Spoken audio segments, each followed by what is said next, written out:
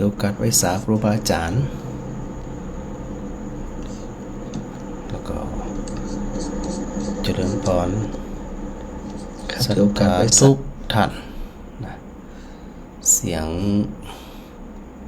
เพลงเปิดรายการวันนี้มาดังมันก็วันนี้เป็นวันเสาร์ที่15มีนาคม2568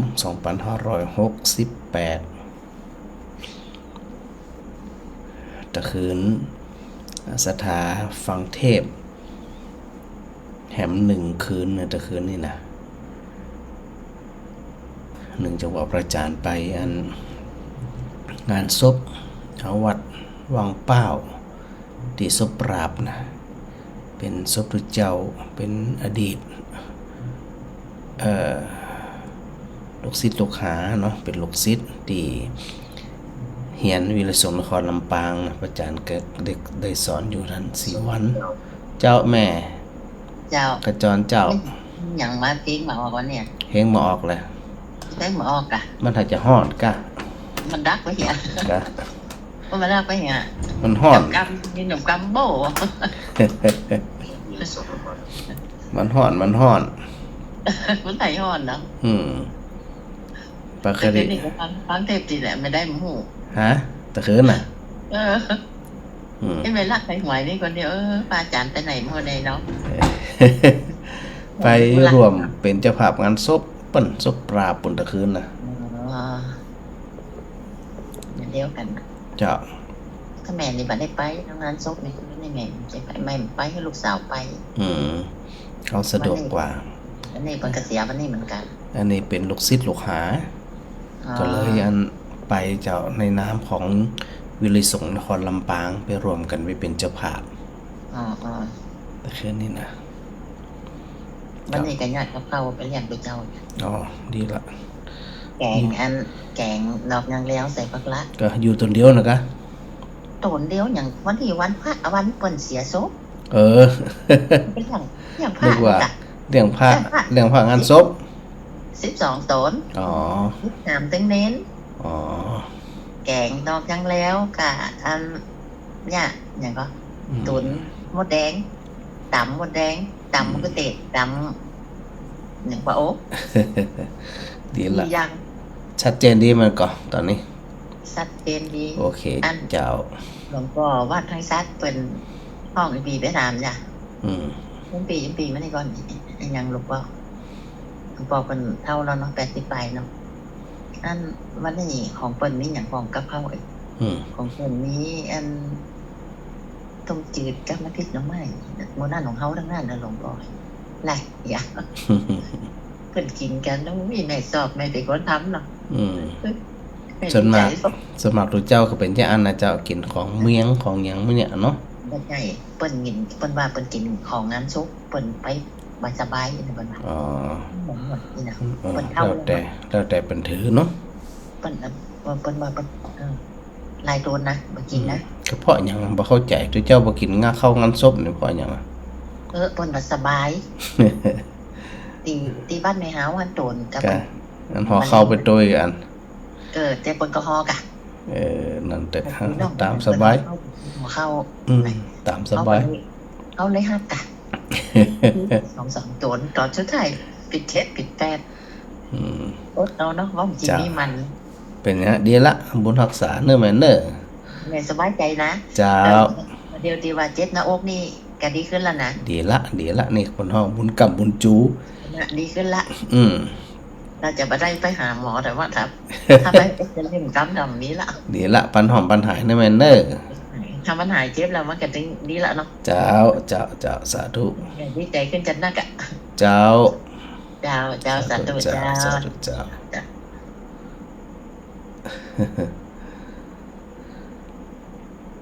อากาศมันร้อนนะสถานะตลอดร้อนเป็นวันเล่นนะแต่ก็ยังบ่มีฟ้ามีฝนกำเตือเนาะมันคงจะดูอันช่วงหนึ่งวันในวันหนึ่งนะโดยปกติมันก็ประมาณปลายมีนาหรือไม่ก็กลางอันเมษายนนะ ฝนมันถึงจะตกโดยปกติของทุกปีจะได้มันเนาะหน้าของหน้าฝนนะก็เรื่องราวต่างๆสถานะที่อันเฮาท่านทั้งหลายได้ปะได้พบได้อันมีประสบการณ์ในหลายๆด้านเนาะอู้ถึงงานศพตะคืนงานศพไปอันตังปุ่นตังศพปราบก็สถานหลายเหมือนกันนะไปที่ตะวันเนี่ยสถานะในอันสาระกระเต็มแพทย์ดังออกกระสำนักเนี่ยเจ้าท่านสีวันก็ถือว่าเป็นพระภิกษุเนาะหรือว่าตุเจ้าที่น่าฮักตัวหนึ่งนะสถานนะเป็นคนที่เรียบร้อยนะแต่ก็ยังหวานอายุอันบัดเท่าใดเนาะก็นั่งเรียนรู้เพิ่นอยู่ก็ไปส่งไปเสียเจ้าสาธุเจ้าแม่อ้อยเจ้าแต่คืนนี้พังเทพจนรับวิทยุอ่ะค่ะวิทยุบ่รับละสถานรับละวิทยุโชว์เจ้าแดงเจ้าอันปีหนึ่งไงเด้อปีหนึ่งลูกมันย่างกับเขาลูกเหมือนนึงเขากะแล้วกันโอ้ยเนาะดังโซเลยอีดังโซอยู่นิ้มหูนี่ได้ยินโซนั่นกะลูกปีนึงเนี่ยแต่เจ้าอ่ะอยากกับเขาไปกะอันนั้นอะไรอย่างบ่อย่างวันที่อันนั้นไปก็ที่พระปานี่พระอาจารย์มีประชุมมาเจาะ17นี่นะเจาะพระอาจารย์มีประชุมวันค่ำอ่ะอันนั้นเนาะบอกลุงโบว่าใจตองถึงไปแล้วอันพระปานั่นนะแล้วก็บอกเพิ่นก็ว่าเขาบอกว่าจะได้ไปไม่ได้ไปหมู่นึงอีเนาะเจ้าก็ได้ไปอยู่ได้ต้องมาแล้วก็อันเงาอันนี้แต่งตัวซิงๆมาเลยจะคือพ่อนป้านี่อยู่พอเนี่ยพอมูพอเปลี่ยนก่อนนี่จ้ะมันไปง่ายแต่มันรถที่รอไปก็ได้เนาะอ๋อมันไกลเนี่ยเนาะมันไกลเนี่ยเจ้าเอาสะดวกว่าเด้อเจ้าสะดวกจะได้ก็ว่าจะอันก็คือว่าบอกไปห่วงเนื้อกับปืนมาบ้านมันล่ำเนาะมันล่ำอีแล้วเป็นกะอันเอาตองมาให้ตกอีกคุยที่เตียงหนึ่งกะอ๋อเจ้าอันใส่เนอะเจ้าสาธุแม่แม่เป็นกำลังใจสาธุเจ้าเดี๋ยวไปฟ้ามาช็อตโซพื้นหูเจ้า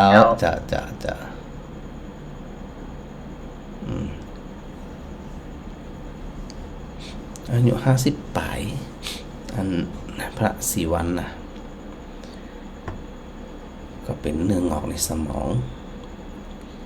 ก็อย่างที่ว่านะเนาะคนเฮามันต้องหาความแน่นอนมาได้สักอย่างนะในเรื่องของการอยู่การตายเนี่ยมันขึ้นอยู่กับไอ้หยังอายุขึ้นอยู่กับกรรมนะถึงอายุถึงกรรมกันแล้วแต่เนาะแม่เนาะเจ้าแม่น้อยเจ้าแม่ไปสวดมนต์มากะโอ้นี่ค่ะประจำสุขใจเนาะเจ้าสุขใจมาทำมาเปิดฟังอาจารย์ตะกี้มันดังเนาะที่มันดังโซแม่ก็เปิด YouTube พอเป็นอาจารย์ออกวันนี้วันเสาร์ได้ยินเพิ่นว่าวันเสาร์แล้วอันตอนนี้วิทยุดังหรือยังเดี๋ยวดังชัดเจนจะดีค่ะอาจารย์เจ้าตะกี้อันเพลงบรรเลงมันบักขึ้นไหมถ้าพระอาจารย์ว่าไข่ทอดก็สายไฟมันยั่วท่านไข่ทอดก็ไม่ อันนี้ยังบ่ตันอันเมษากำเตือนอันนี้นะ ห้อนแต่เนาะอาจารย์เนาะ แม่ไปงานเขาดำมานี่ไง เจ้า เสียศพเผาศพมานี่เนาะอ๋อนี่แกเอาโถมันต้องแหบเอาเนาะ เจ้า อืม สักวันน่ะเนาะอาจารย์มันจะต้องเนาะ มันถึงลงสักวันหนึงมันต้องกลัว เจ้าของให้ลงดีๆก็จะไปล้มเนอะ ถ้ามันฮ้อนยิ่งฮ้อนนักมันก็ยิ่งลมแห้งเพราะมันเป็นธรรมชาติก็ของการไหลเวียนของลมไงความเบาบางของอากาศเป็นเรื่องปกติ เจ้าถ้าใกล้หันถ้าคนใกล้จะล้มนะแม่เป็นกว่าล้มแม่เป็นไวกุฏิกุฏแจ ก็ต้องระวังหน่อยระวังขอกระวังครัวระวังอย่างมื้อเนี้ยเต่าที่เขาจะระวังได้เนาะ เจ้า มันเป็นธรรมชาติเพราะหูอยู่มันเป็นที่แทบทุกปีหูได้อยู่ นั่นน่ะ เนาะ เจ้าเรียน5เรียน6ย่ำล้มกันเตียเนาะอาจารย์เนาะ นั่นน่ะว่ากันไปอันนั้นก็เอาหน้าที่ของเขาอันดูแลตัวเฮาดูแลทรัพย์สมบัติเต่าที่เขาจะดูแลได้กะ เจ้า แต่ทั้งนี้ทั้งนั้นก็มันฮ้อนก็จังมันเรื่องของมันฮ้อนเฮาบ่ฮ้อนใจก็บ่ละ นั่นน่ะเอาใจนี่ตึ้มจะฮ้อนว่าอาจารย์ใจเย็น ถ้าอากาศร้อนใจเฮาร้อนแฮมมันได้เหลือบ่เหลือ โอ้ฮ้อนจะได้กระจ่างใจตึ้งเย็นใจดี อายุสั้นด้วยนะคนอันใจร้อนนี่นะ เจ้า มันฉุนเฉียวมัน ฮ้อน งึด แม่ตึ้งใจเย็น เจ้าโรคภัยกระทำหา ทำให้เจ้า มันแต่งต่างแปรอ้างต่างกันตะกอนน่ะพระอาจารย์ตะกอนโอ้แม่อย่ามาทิ้งมีใส่ว่าเข้าหูกันจะได้นะเดี๋ยวนี้ไปว่าจะได้ตามใจกัน เนาะเฮา สบายใจ เฮาเข้าใจเฮาเข้าใจความจริงมันมีหยังคล้องแวะหยังมันล่ะ เจ้า มันถึงมีความสุขไง เจ้ามีความสุขมากมากแต่หนาว ที่กับเป็นดีดวนคนเฒ่าบางคนน่ะยังขี้โคตรขี้มิงขี้มืดขี้จมขี้ดาอยู่ดีเอ็นดู แม่ตึ้งแล้วแม่ตึ้งเป็นคนใจเย็นจะได้ก็ถือว่าเนาะไม่น้อยใจดีใจดีแต่ใจตึ้งเจ้า ก็เฮาก็นิ่งไว้ก็มันถูกใจกูยังไปมีหยังเนาะ นั่นน่ะ คัดใจผ่องถูกใจผ่องกันนั่นน่ะก็ ถูกใจของข้าใจของแต่ ดีละสาธุ เจ้า สาธุเป็นด้วย เจ้าเป็นกำลังใจนะพระอาจารย์เด้อ เจ้าสาธุเจ้า เจ้าไปสาใจ ถึงอาการฮ้อนเนี่ยมันต้องไปอย่างมันนักสถานน่ะมันถึงฮ้อนมันจะอีกกูปีเจ้าว่ามันถึงฮ้อนมานี่นะแต่ปัญหาก็คือหน้าหนาวมันหนาวบัดแต้แค่นั้นน่ะเนาะที่ผ่านมานี่นะมันหนาวน้อยเดียวหนาวบัดแต้ก็เลยมีความรู้สึกว่าถึงคราวที่มันน่าฮ้อนมันก็ฮ้อนอีกกะ ฮ้อนจังมันเด้อเนาะสถานเนาะเย่ได้มันน่ะนี่เฮาก็หาวิธีที่พระอาจารย์เคยบอกสถาอยู่เสมอนั่นน่ะว่า หน้าที่ของเฮาก็คือปรับตัวมันก็ถ้าปรับตัวเฮาก็แยกอะมันก็ ไว้สาเจ้า แม่จันดี จดแต่ต้องได้แสมหมอกห่อนะ แต่คืนน่ะ เจ้า แต่คืนซบปราบ แต่งานจบเลย งานศพทุกเจ้าลูกศิษย์เนี่ยเป็นพระลูกศิษย์ เขายังบอกถึงสงกรานต์กำปีอย่างก็วันนี้วันที่10 เมษายนอีกก็จะอีแล้วคนน่ะเนาะ ปีซื้อนะกะ โอ้โหโง่สังกัวจันไปไหนทำไม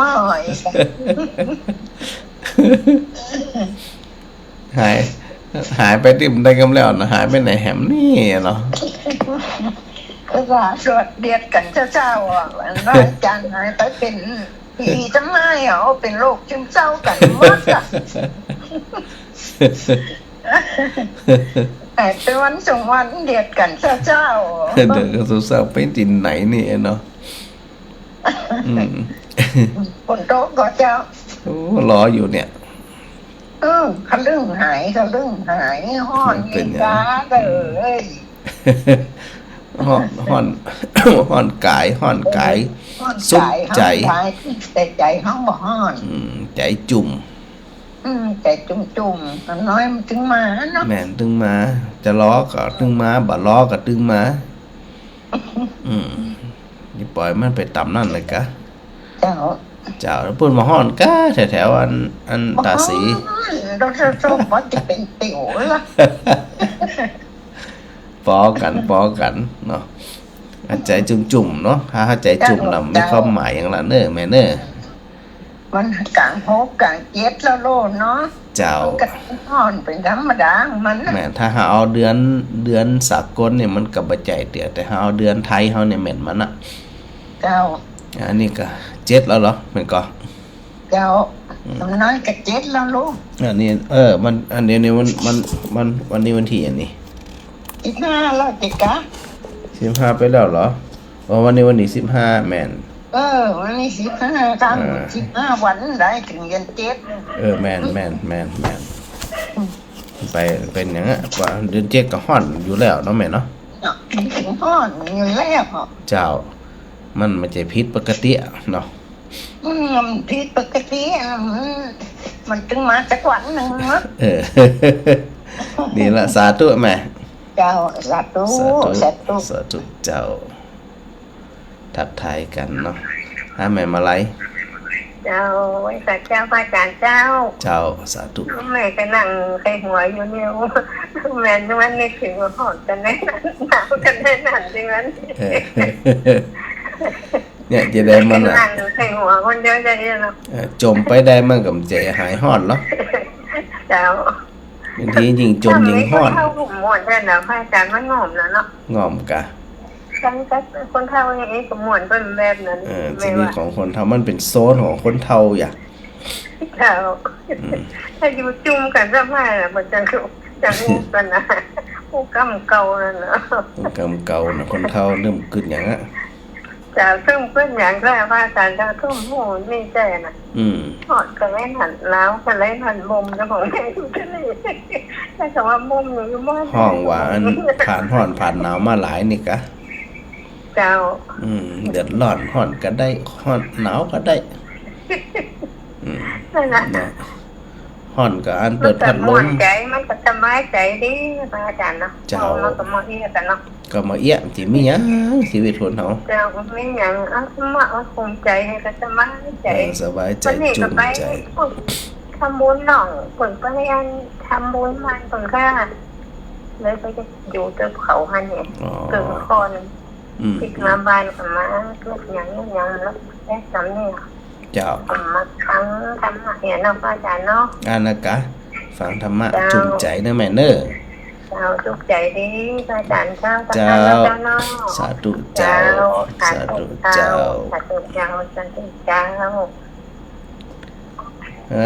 สาธาสีหมดเกลาบ้านสีหมดเกลาไว้ที่ห้อนเย็นจึงจะห้อนอย่าส่งชื่อกันถ้าชื่อเย็นละห้อนมันกำใจกันดิสเดี๋ยวย้ายไปอยู่สีหมดเกลาสัก2 เดือนดีกว่ามันฮ้อนเนี่ยคนนะฮ้อนคนค่อยจะไปแหละ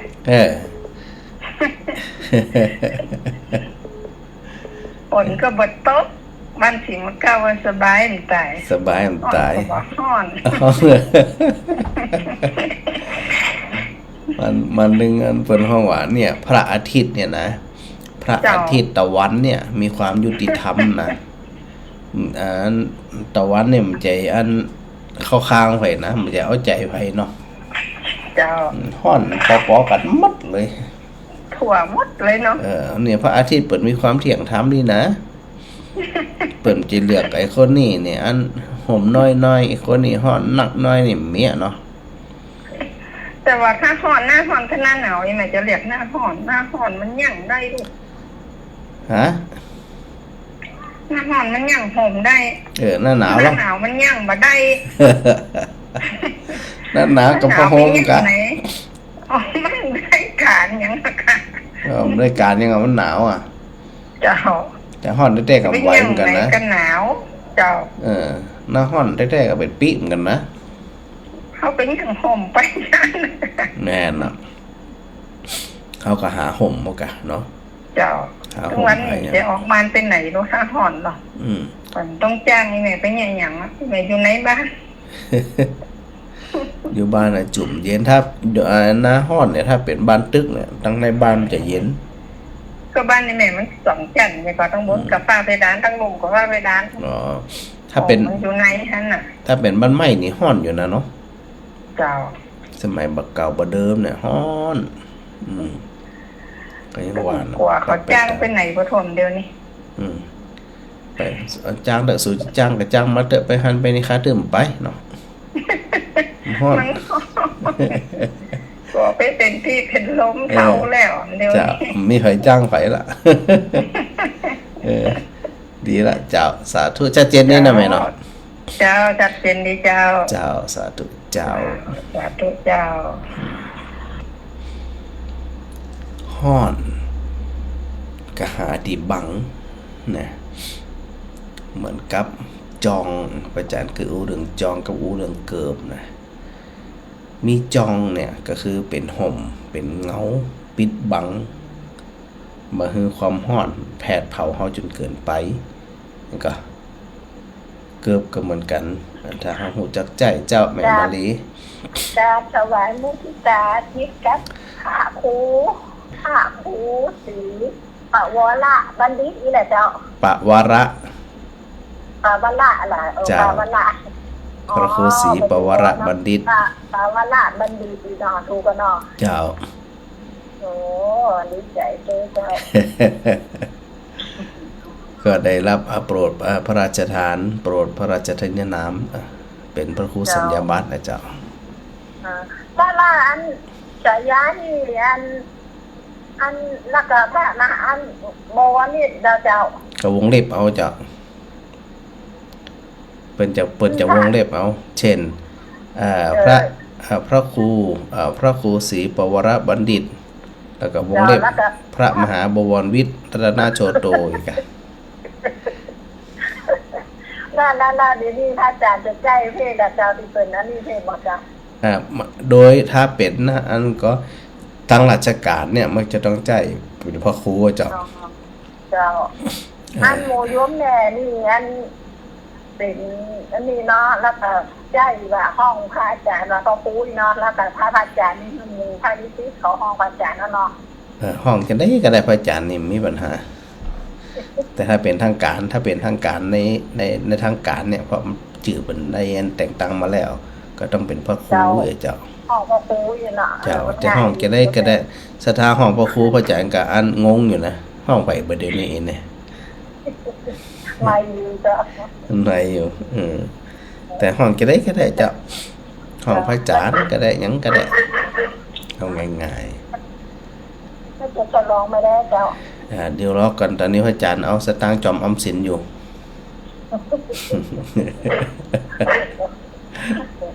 อันนั้นต้องรอหลังจากที่ฮับพัดยศมาแล้วเจ้าอ๋อรอไปฮับพัดยศก่อนเนาะเจ้าก็ยังบ่ฮู้เด้อว่าช่วงใดดูก่อนหน้าร้อนหน้าฝนหน้าลมก็บ่ไหวเหมือนกันนะถ้าหน้าฝนก็บ่ไหวเขากำหนดวันแต่เดี๋ยวเขาลมมาฝนตกมามันได้บ่โหดเจ้ามันเป็นลมนี่ก็ฝนนึงบ่ค่อยกลัวกว่าลมแล้วก็เป็นหยังอาจจะเลื่อนไปปุ่นก็ได้อาจจะเลื่อนไปอันปลายปุ่นแล้วก็ปลายปีอากาศเจ้าอากาศเย็นหน่อยจะได้ประหยัดน้ำช่วงหน้าหนาวต้นๆเนี่ยเนาะเจ้าเดี๋ยวดูก่อนดูความพร้อมหลายๆด้านดูสถานพร้อมตัวอย่างตัว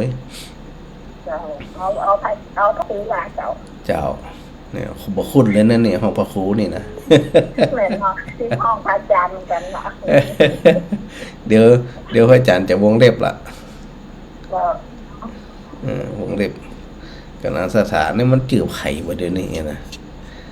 สถานงงเลยพองน้ำเสียเนี่ยจะได้ว่าเอาละนั่นแหละนะจืบไข่นี่นะเดี๋ยวพระอาจารย์วงเล็บก่อนพระมหาบวรวิทย์นี่เนาะ รัตนโชโตนะนี่โอเคอาจารย์ก็ว่าเจ้าเจ้าสาธุแม่มาลีสาธุเจ้าอันนี้ใส่เตรียมแล้วนะ เดี๋ยวสถาจังกงแล้วมันไผ่นี่นะสถาโมหุจักนี่นะมันไผ่นะแล้วก็เลยแห่งสถาได้หันเนาะแม่พรกราบนมัสการผู้ช่วยศาสตราจารย์ท่านพระครูดร.มหาบวรวิจารณโชโตเจ้าค่ะยังบ่ทุกเตื้อ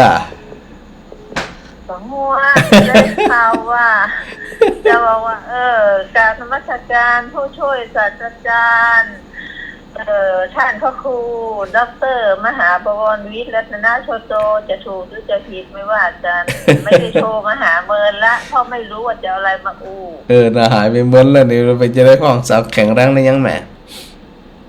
ก็ตอนนี้มันก็ยังมึนๆอยู่เจ้ามันยังเที่ยวไปหาไอ้ผู้ไหนคลินิกเวชศาสตร์ไม่เหี้ยดูต้องไปหาที่ต่อหมออยู่ตลอดเจ้าเจ้าก็ฟังอาจารย์ในทุกวันนะก็ฟังแล้วมันบ่ฮู้จ้ะมันไม่อยากจะบอกแล้วเจ้าคือมันเดือนแล้วพระอาจารย์นั้นไปอันตีอันสากลอยู่นะไหมสากลสมเรื่องกะเจ้าพระอาจารย์ไปหาปหลวงพ้นธนากะถ้าว่าจะได้โครงการคนดีเด่นเนาะมันจะคนมาดูงานน่ะเจ้าเดี๋ยวพระอาจารย์จะเอามาทำตีอันวัดอุดมพรของเจ้าคนเด่นดังขนาดแล้วสมเรื่องเดียวน่ะนั่นแหละเดี๋ยวว่างๆเลยพระอาจารย์จะอันทำกันเป็นเรื่องเป็นราวแหมสักระยะหนึ่งเจ้าแม่นน่ะเพราะว่าฟังรายการธรรมะแต่ละเรื่องมันป้อมหัวจะว่าจะได้ดีมันเลยเห็นเอกเดียวไปเลยมันเข้าใจไปแล้วเนาะมันเข้าใจไปแล้วเวลาพระอาจารย์โทรมาจะโทรไปตอบเนอะกับจะได้ก็เลยฟังแล้วก็เข้าใจแล้วก็โอเคแหมถ้าเข้าใจแล้วก็สิ้นสุดทันอะกระเจ้าแบบทุกแบบสุขจะอ้วนอย่างแต่เพื่อนพ้องเพื่อนก็ดีใจเพื่อนก็มาบิณฑบาตไปสอนแม่นี่นะด็อกเตอร์เพื่อนได้พระครูพระครูไปเตอร์จะเอากี่กันแน่เดี๋ยวสักวันแม่จะโทรไปเซลก่อนนี้เนาะแล้ววันนี้ขอเอาเหตุการณ์เรื่องที่แม่มารีไหวนะจะฉลองมาได้ก็เลยว่าบัดต้องอู้กันนะเรื่องฉลองมันถึงเวลามันถึงฉลองวันได้หัววันจันทร์ถึงวันติดเนาะจากวันเสาร์พระศุกร์เสาร์อาทิตย์7 วันได้วันถึงวันหนึ่งแม่วันได้เอาวันพร้อมว่าแม่พร้อมมาได้ว่ามันเหลือเกินนะวันนั้นตีได้ห้ามเสาเสมาธรรมจักรอย่างเงี้ยก็เลยฮู้แล้วก็เลยดิ่งแหงก็เลยโหจะอู้อย่างแล้วเนี่ยหลายอย่างคือมันตึกแล้วเนี่ยพระอาจารย์เดี๋ยวนี้แม่ก็เลยอยู่อย่างเงี้ยเนาะตั้งแต่โดนมาดีมันก็เลยเป็นมึนๆก็เลยเป็นดิ่งๆไม่เห็นเดี๋ยวมันเป็นดิ่งๆไม่เห็นพระอาจารย์ที่ว่ามันประหยัดจะดิ้นรนอย่างซ่าอย่างสุดท้ายก็ต้องเขาพระอาจารย์บอกถึงสุดท้ายก็ต้องเขาก็เลยโอเคตามนั้นตามพระอาจารย์สอนมันก็เลยทำใจว่างไปหมดเลยอันนี้มันแบบมีอย่างแท้นะแม่ถ้าหากว่าเขาทำใจว่างใจได้อย่างแค่ได้มันจะมีอย่างเขาตื่นเต้นไปกับแขนนั่นอ่ะเขามีอย่างอ่ะซึ่งวันนี้ฟังพระอาจารย์บอกมามันใช่อ่ะมันใช่แล้วอ่ะเจ้าก็เลยนิ่งเนาะเจ้าว่าต้องเป็นคนขวาอย่างนั้นแล้วกันนะก็เลยเป็นนิ่งอย่างนี้ไม่เป็นนิ่งคนขวาไปกับแขนนั่นก็แน่นั่นโดยที่สุดก็เวลานอนนี่พระอาจารย์ว่าอยู่บ่อยๆเวลานอนก็พยายามพิจารณาความจริงเนาะเจ้าว่าแฮมเบอร์เดอร์ได้วันพระก็สวดมนต์เอาสวดเข้าไปศรัทธาเพื่อเอาดีเซนเนอร์ถ้าเดือนน่ะเอาดีเซนเนอร์เสียงดังฟังชัดพระอาจารย์ก็น้ำได้ของยึดได้ของศรัทธาก็เอาดีแต่ตีพระอาจารย์ตีพระอาจารย์ยุทธเนี่ยพระอาจารย์เคยหึงศรัทธาเปิดอันก็หึงเสียงศรัทธาเปิดได้อันเต็มที่เนี่ยเจ้าคนเก่งดิขนาดเสียงดิขนาดไปฟังดูแล้วเนี่ยแม่ก็เอาหนังสือมาเบิ่ง เปิ่นก็เอาจัดดีเหมือนกันนะเต็มที่เดียวเต็มที่เปิ้นนั่นน่ะสุขใจเต็มที่เปิ้นน่ะเดี๋ยวนี้พร้อมใจกันดีเนาะถ้าจะเก่งขนาดเนาะถ้าวันพานี่ถ่ายมาวันเจ้าเนาะก็เตรียมสมุนแม่นนะเจ้าเปิ้นถึงอันเวลาพออาจารย์ไปอยู่เพิ่นถึงแห่ถามกันเล่าอ่ะ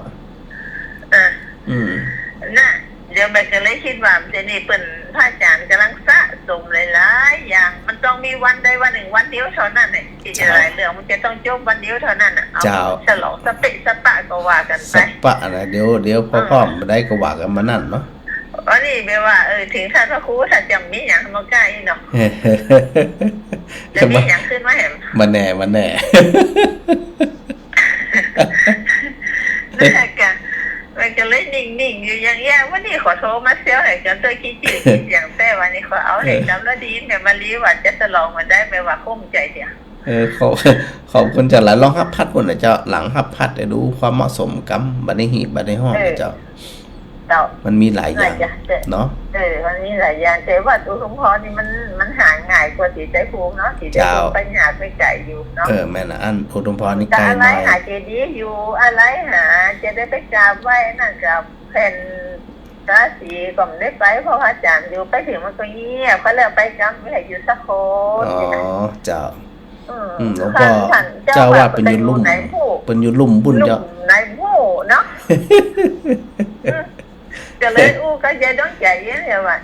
เขาจะไปกราบไหมเขาจะไปหาแผลก็น่าเขาไปแล้วมันมีใครอยู่สักคนเขาจะไปหาแผล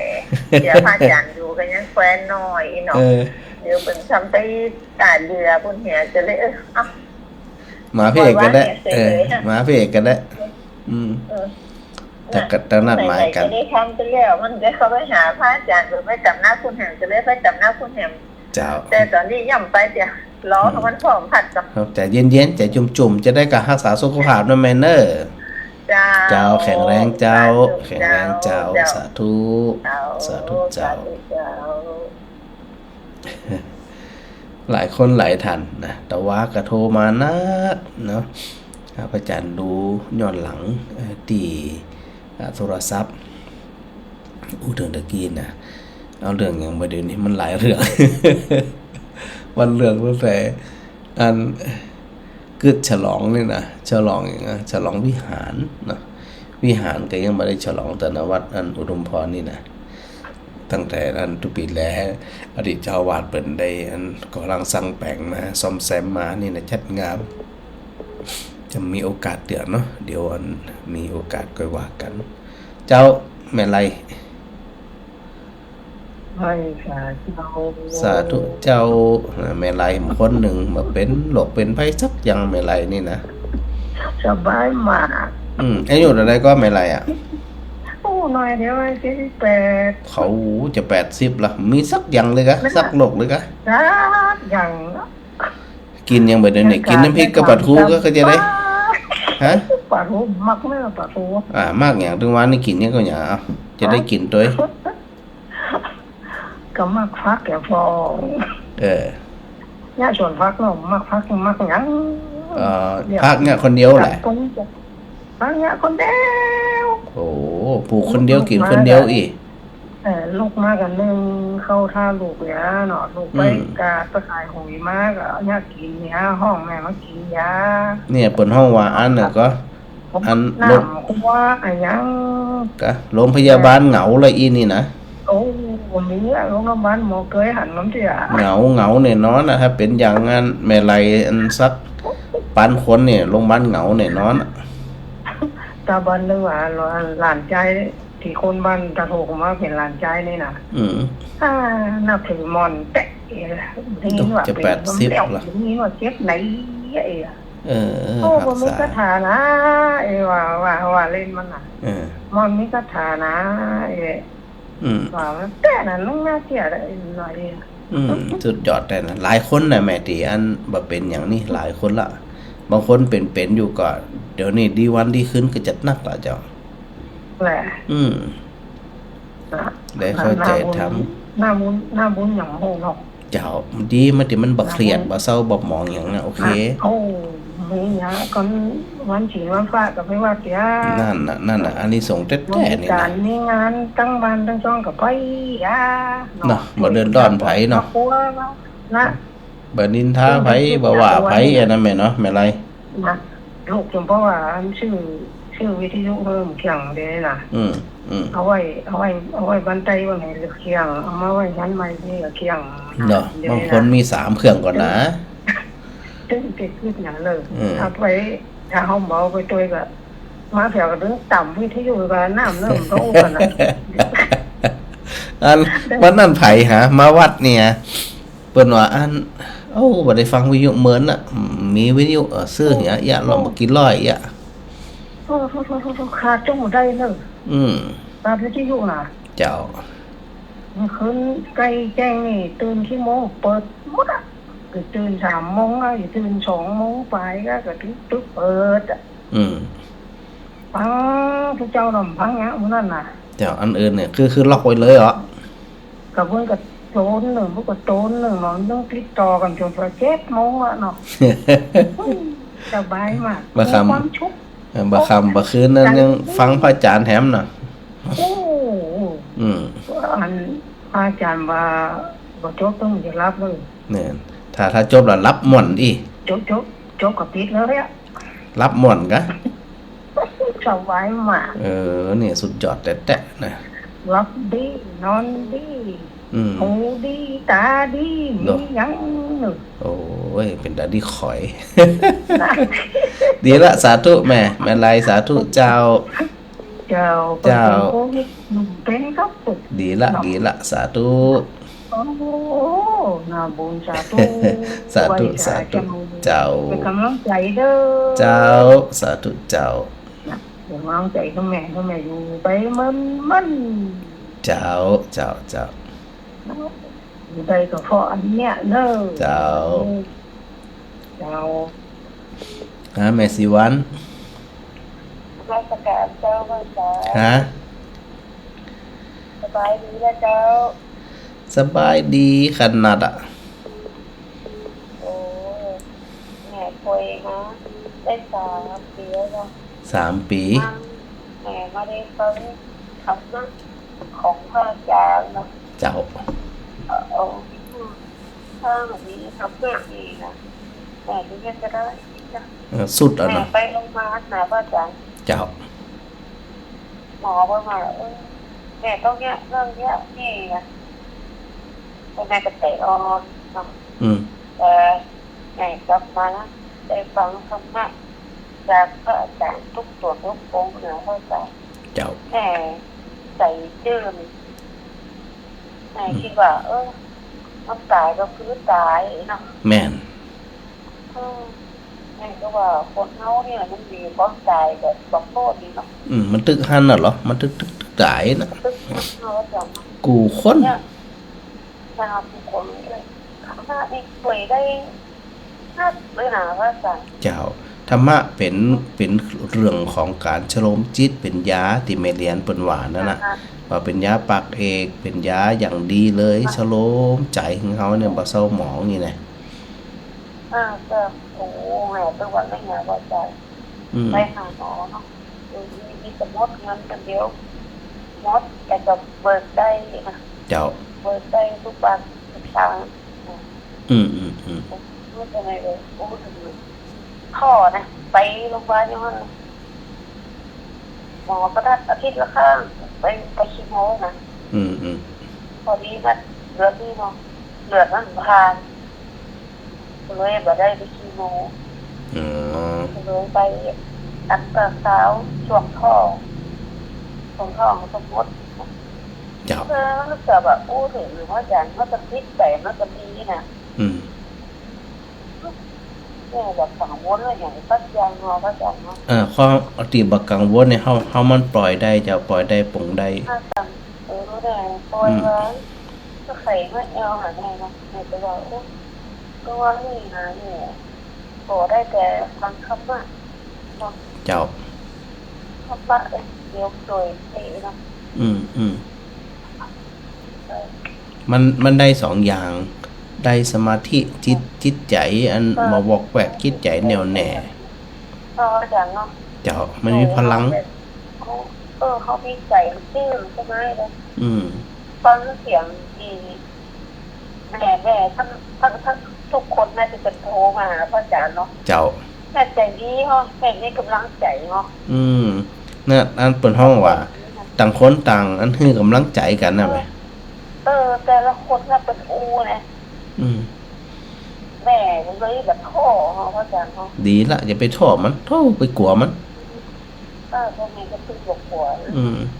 กำหนดสติกำหนดลมหายใจกำหนดอย่างไปเนอะกำหนดไปถ้าจิตใจเขาเข้มแข็งนี่มีอย่างไงแม่เจ้าเป็นกำลังใจเนอะเจ้าสาธุเป็นกำลังใจสู้เจ้าแม่สีวันปอสมนึกก็อันโดยที่สุดมันตึมจะมีอย่างที่กูถึงนี่นะมันตึมมีอย่างสักอย่างแต่หาวันเข้าใจมันเหียอย่างมันเหียไอ้นอกเหนือจากนั้นมันกำเจหามีไอ้อย่างบางทีเนี่ย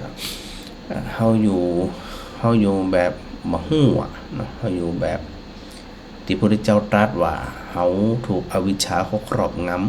ำเพราะความบ่ฮู้นะเฮาจึงหลงว่าเฮาบ่แก่เฮาบ่เจ็บบ่ตาย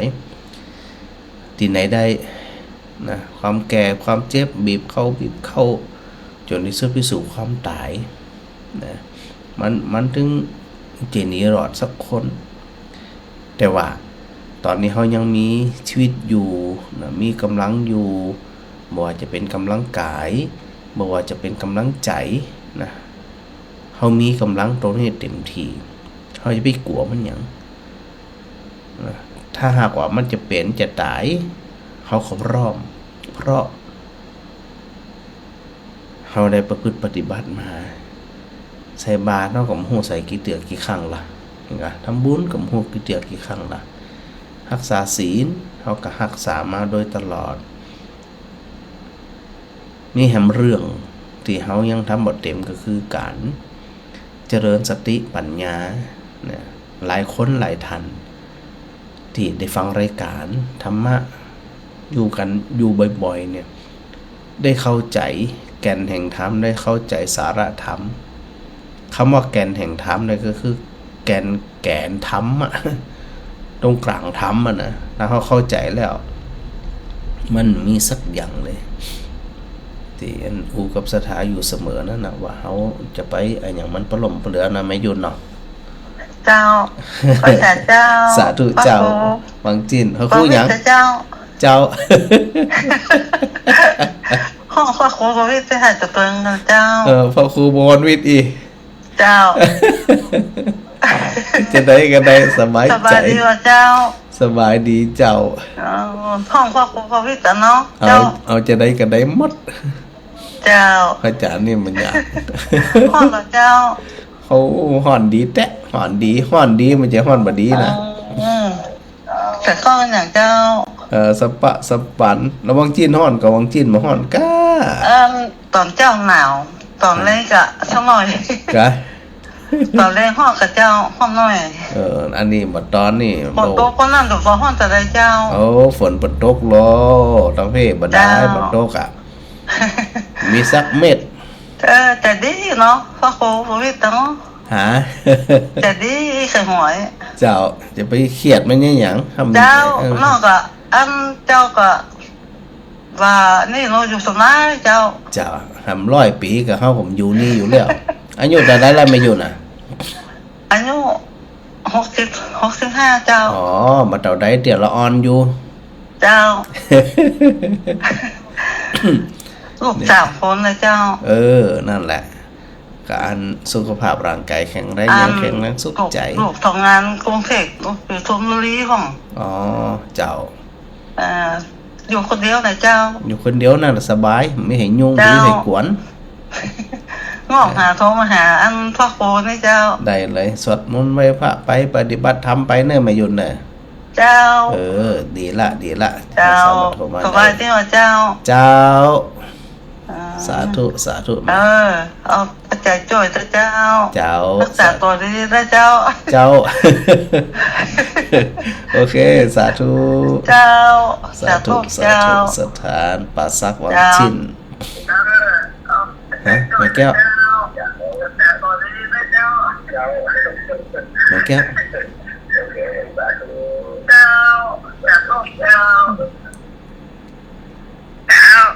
เจ้าอย่ามาจ้าวันนี้ไปไหนมาอย่ามาจ้าวันนี้ตั้งผมกับแขก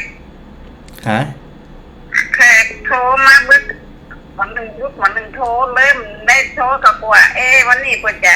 จริงกับจริงกว่านี้ มีแขกโทรมาหาบุญดิคนแขกโทรมาหากะคนดังโลแม่แก้วอ่ะดังอย่างหมูน้ำดิน คนดังมีแต่คนโทรหาสบายใจอ่ะยังพระอาจารย์มาแกสบายใจว่าไม่ถึงพระอาจารย์สบายทำเองเดี๋ยวนี้สบายกายสบายจิตสบายเนาะมาสบายโอ้โลกอย่างกำปั้นนี่มดเจ้าเป็นเมืองละเนี่ยอันสุดยอดละที่นี่นะเด็ดเลือดยังโอ้เต็มจื่นใจเนาะสถาก็จื่นใจสถาเจ้าก็จื่นใจลูกหลานก็จื่นใจแม่โอ้ลูกเบาหมออยู่เนี่ยจะมาพอดีใจน้องคนโทรว่าน่ะโอ้ดีละปีอันยังก็ปกติหมดดำเดียวนี่ที่มันชอบใจเนี่ยอายุยืนยาวอีนี่นะนี่อยู่นี่2,000 ปีอาจารย์นะคะอาจารย์มันก็ช่วยให้มุมหอตัวเองนะเจ้าก็ว่ากันไปจานนะกะเนาะอยู่ไปอย่างได้สบายใจเจ้าสบายใจอาจารย์มันก็ช่วยสบายใจนะพี่ทั้งวันนี้นะกับพระอาจารย์ไหมเจ้าแล้วตอนกลางวันนี่เป็นเทพกันตะคืนเป็นเทพตะคืนไปงานปอยศพปราบปุ่นเจ้าเป็นปอยตุเจ้าเป็นเจ้าภาพงานเนี่ยงานศพอันพระตุเจ้าเนี่ยเป็นลูกศิษย์จะไปเป็นเจ้าภาพไปพระอาจารย์ไปเป็นเจ้าภาพตามมหาลัยสงฆ์เจ้าก็ดีอยู่ไปคนทานคนร้ายตะคืนน่ะ คนหนักเจ้าแต่ว่าอันครั้งว่าพระไทยเป็นเทพไม่บรรโทษแต่คืนนี้เทพตลอดแต่วันนี้กำลังหาว่าจะเป๊กกับโทรมาอยากจะเลยยุดเนี่ยขันอย่างแล้วว่าวันนี้เขาโทรกำเดียวพอจะเป็นเทพก็เป็นอย่างเป็นเทพวันนี้วันเสาร์ที่15 มีนาคมเนอสถานเนอวันเสาร์วันเสาร์นี่นะเนาะเจ้าดีสาธุแม่สาธุเจ้าเป็นกำลังใจกันเด้อเจ้าสาธุเจ้าหลายคนนั้นโทรมาประจานบริหับกำเตือกับมีมันโทรเอาแม่คำปั้นตกหัวจ้างกระจายโยมก้อนออกมาแม่พิมพ์เนาะหลายคนมันถ้ามันแบบมันลังกลับไปอยู่อย่างเดิมมันก็โทรมาแล้วมันบัดติดโทรมาใหม่เนอะหลายคนหลายท่านมันโทรเข้ามาเนี่ยถือโอกาสได้ร่วมสนทนาปราศัยกันเนี่ยนะหาโยมก้อนออกมาเจ้าพันพระครูชั่วโมงเดียวกะบ่คุ้นแล้วนะเนี่ยสถาห้องพระครูนี่นะเดี๋ยวก็คุ้นเองนี่จะพยายามห้องถึงวันพ่อพันพระครูเจ้าพันพระครูเข้ากี่ชั่วโมงชั่วโมงนึงเพราะว่าเดี๋ยวงานรออยู่หลายงานเจ้างานเอกสารเกิงเดียวน่ะเจ้าล่ะเจ้าเพราะว่าตรวจข้อสอบตัวอย่างตัวแล้วก็งานบัดแล้วแต่ก็ตรวจข้อสอบอุ้ยบัดแล้วแต่เจ้าส่งมาทั้งเพเอาจะตรวจฮื้อเจ้ามันล่างพาณิชย์ไทยแต่ใครแต่นกันว่าละก้าอยากลำไปก้าบ่อยากพระอาจารย์นี่ง่ายขนาดโอ้พระอาจารย์เขาถามพระอาจารย์นะเวลาจะรายการหัวเราะนะเวลาสอนละออนให้จะเหี้ยมเนาะ เอาการอยู่ ฟังดูว่าคนที่เป็นหัวเราะดีๆนั่นแหละสวกหนาเวลาสอนอ่ะเอาการอยู่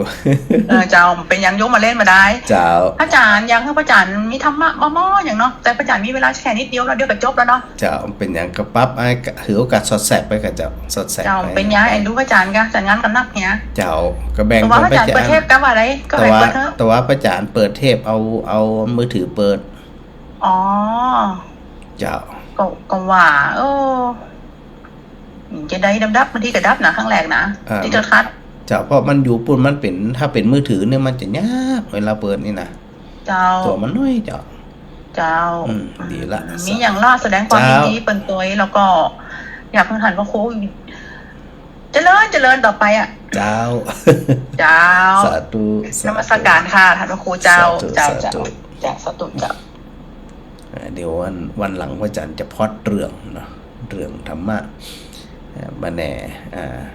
อาจจะเริ่มต้นนะอาจจะเริ่มต้นเอาพอดของมันธรรมะมาสักเรื่องหนึ่งนะอู้กันไปสักระยะหนึ่งก็ค่อยเปิดสายดูปั๊บไปจานนะฮะแม่พิมพ์จากมาสการเจ้าท่านพ่อครูเจ้าเด็กของท่านเจ้าคุ้นแล้วเนาะ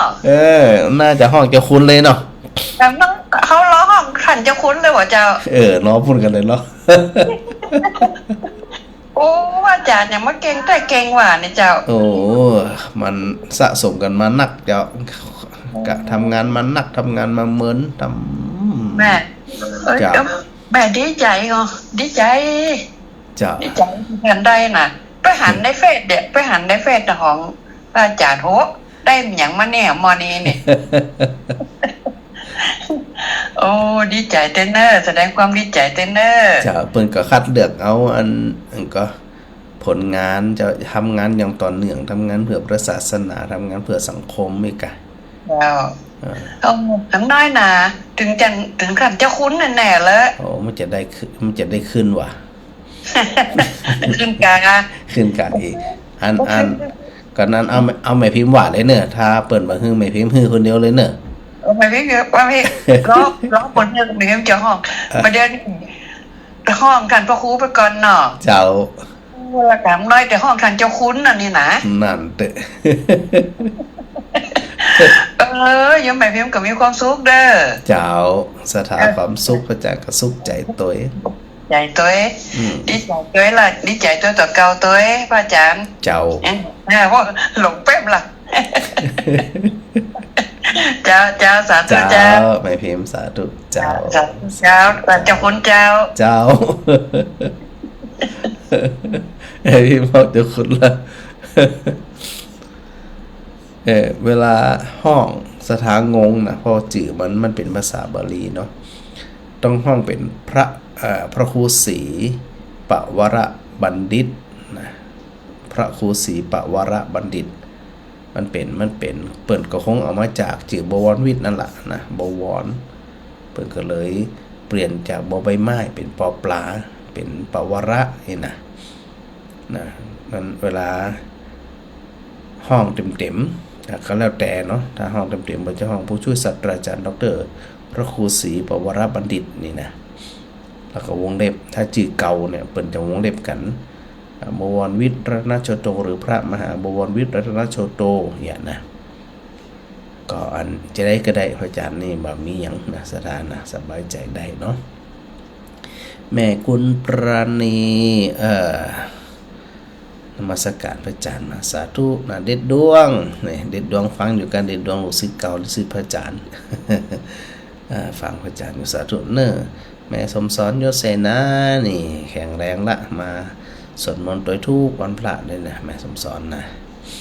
แม่บัวตองอินสวรรค์เสียงชัดเจนดีสาธุเจ้ายายจ๋าสาธุเจ้ายายจ๋าอยู่ไหนนี่ยายจ๋าอันพิมพ์เพิ่มบอกพระอาจารย์ด้วยนะแม่กับสีขันแก้วนะไว้สาฉากดอกไม้งามแต๊ะๆนะเพื่อจะให้มันเย็นตาเย็นใจอากาศมันร้อนพอเห็นดอกไม้งามๆฉากงามๆใบไม้เขียวๆอีกนะ จื่นใจนะ แม่ชุติการรอดไปอย่างนมัสการพระอาจารย์ฉากหลังใหม่เย็นตาดีนะเย็นตาดีละนะแม่สุนันทากาดีนะสาธุนะปีบวกคำพิชัยวงศ์พี่สาวชัดเจนดีนะฟังทุกวันเหมือนกันแม่พิสมัยสีเทพทำรงไว้สาวพระจ๋าฉากหลังเย็นตาเย็นใจแต่สุขใจโยมแม่เพ็ญกาฟังนมัสการพระอาจารย์สาธุนะสาธุด้วยโยมวัฒนาอยู่โคราชนมัสการพระอาจารย์มุทิตาจิตกับพระครูศรีปวรบัณฑิตสาธุนะอย่าลืมนะเดี๋ยวเข้าพรรษานี้แวะเวียนมาพร้อมกับทางการไฟฟ้าส่วนภูมิภาคนะมาไหว้พระ9วัดที่ลำปางเดี๋ยวแวะมาที่วัดพระอาจารย์1 ใน 9ด้วยเนาะปอยุงหยุดมณีวันนมัสการพระอาจารย์สาธุนะแม่อเรนูชัยวงศ์นมัสการพระอาจารย์จิตบรรจงนมัสการเจ้าพระอาจารย์จิตบรรจงสาธุเจ้าแม่บัวทองท้าแก้วนะฟังอยู่เนาะท่านพระครู แม่ดวนแม่แดงนะเปิดมาส่งเขาถึงวันเปิดตักถึงวันงงนะพระอาจารย์งงนะ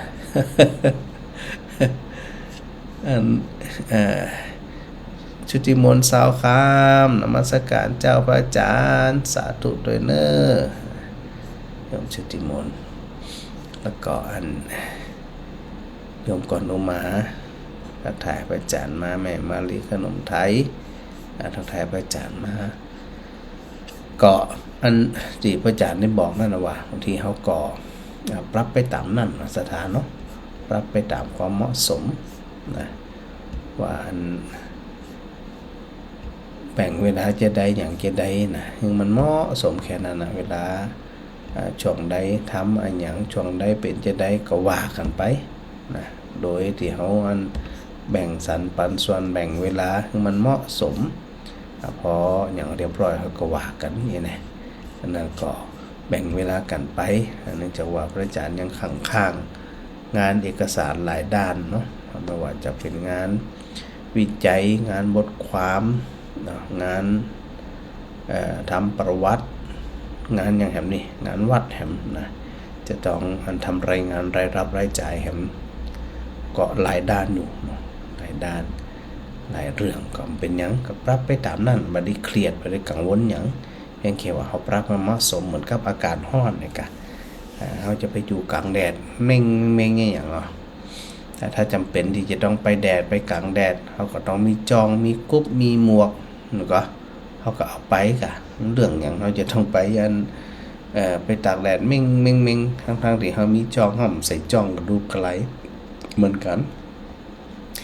เขามีครับพระธรรมคำสอนของพระพุทธเจ้าพระธรรมคำสอนอันใดติใจอย่างจิตใจเขาสงบร่มเย็นเขาก็ปรับไปตามนั่นก็คือมีสมาธิมีสติมีปัญญาเนี่ยเขามีสมาธิมีสติมีปัญญาก็เหมือนประดุจดังว่าเขามีจ้องมีร่มถือว่าอย่างเย็นช่ำกันยูวีแหมซ้ำแล้วเราก็ต้องปรับยาสดานห้อนก็เป็นเรื่องของอากาศเขาจะหามอากาศห้อนได้หรอในเมื่อมันห้อนก็ห้อนด้วยทั่วหน้า